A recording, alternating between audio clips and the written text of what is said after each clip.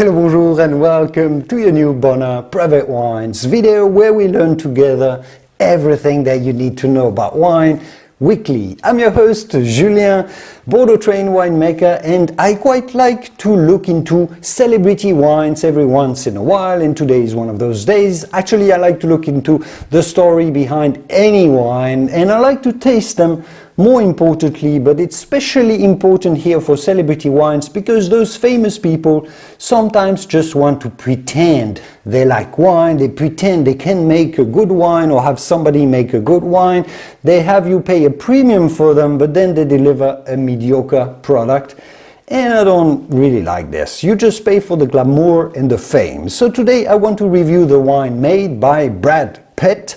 This is possibly the single most famous celebrity wine on earth because it involves the marriage between Brad Pitt and Angelina Jolie. It's where their wedding actually took place, but it also involves their divorce, their children, a legal fight that's been going on for nearly a decade over the property. The story behind this wine is a bit of a mess, but does it actually taste any good? That's what we want to know, so let's find out. We'll look at how first Miraval is so important in Brangelina's love story, how it all turned out really sour in the end, their divorce, and how the property got in the middle of this, to finally analyze this baby Rosé and see if you should ever consider buying it, tasting it, enjoying it or not. Let's go.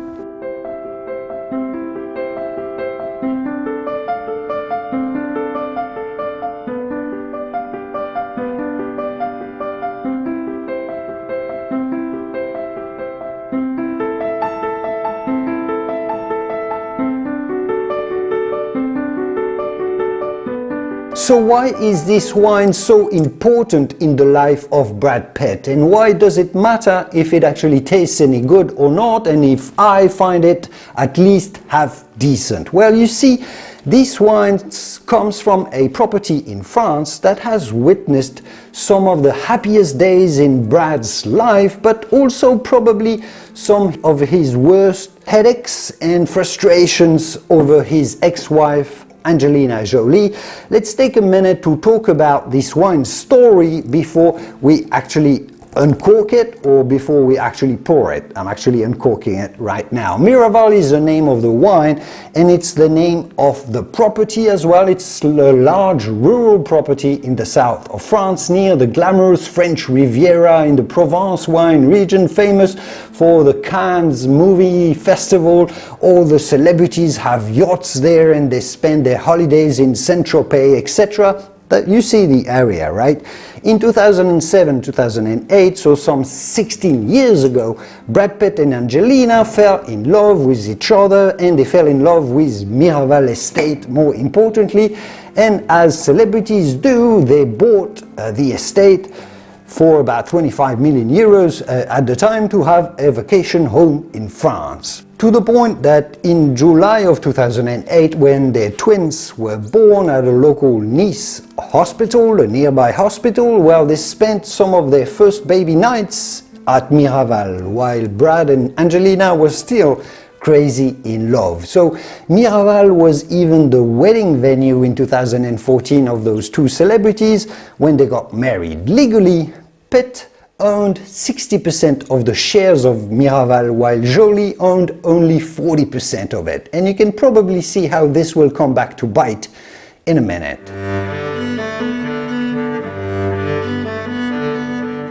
And from there, the story unfortunately gets really messy. I won't go into too many details, but Brad Pitt gave up his additional 10% shares of Miraval estate as a wedding gift to Angelina, so they could be even at 50% each. A nice gesture from him. But then in 2016 the divorce was filed, and I think all of the legal and financial ramifications are still ongoing and disputed to this day as Brad and Angelina fought over Miraval. The big twist in this story is that in 2021 Angelina sold her half of Miraval winery to a producer called Tenute del Mondo, a subsidiary of the Stoli Group controlled by Yuri Shefler, a Russian oligarch, which probably infuriated Pitt and led him to dispute the legality of the 10% gift that he had offered to Jolie so he could keep the property. You see, it's a bit messy.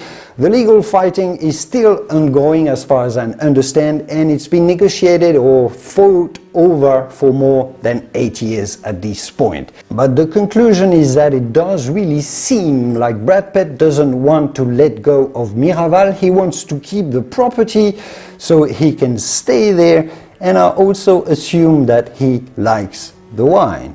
You would think so. So let's find out if all of this fighting for Miraval was worth it, is worth it, and if Miraval Rosé is actually any good. Let's taste. Brad Pitt doesn't make the wine himself, of course. He has a famous local French producer, the Perrin family, turned the estate grapes into this wine. It's important to know. But let's taste.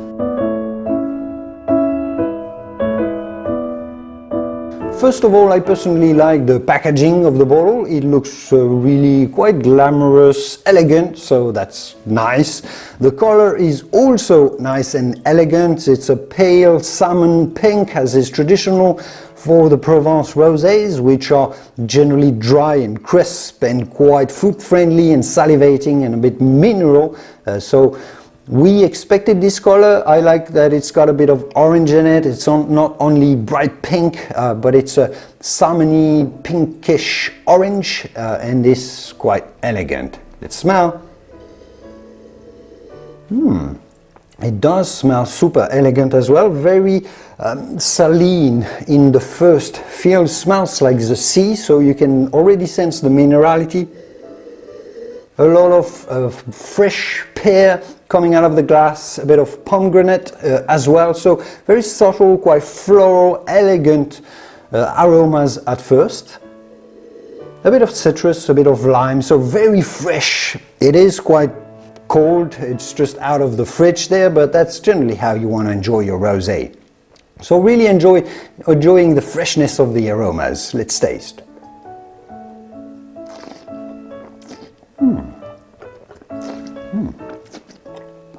So this is a dry rosé.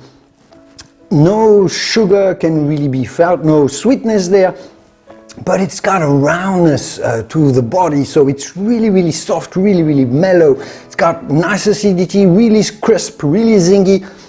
So it's definitely a super soft, super mouth-watering feeling, and it's actually really good. I'm enjoying this style of Provence rosé. But this one in particular, I love how chewy it is and the body and the oily texture that it's got on top of having all the freshness, the vibrancy of delicate pear and lime fruit. So really fresh, really zingy, but oily, extremely well balanced. So yes, I can understand why Brad Pitt would want to keep this estate that looks absolutely stunning and superb. I wouldn't mind having a property in Provence myself. It's certainly for around $25 a good, solid, very solid rosé. I guess Brad Pitt wouldn't make any bad wine. So yes, for once, this is a celebrity wine that I can get behind. I will see you soon in the wonderful world of wine. Cheers.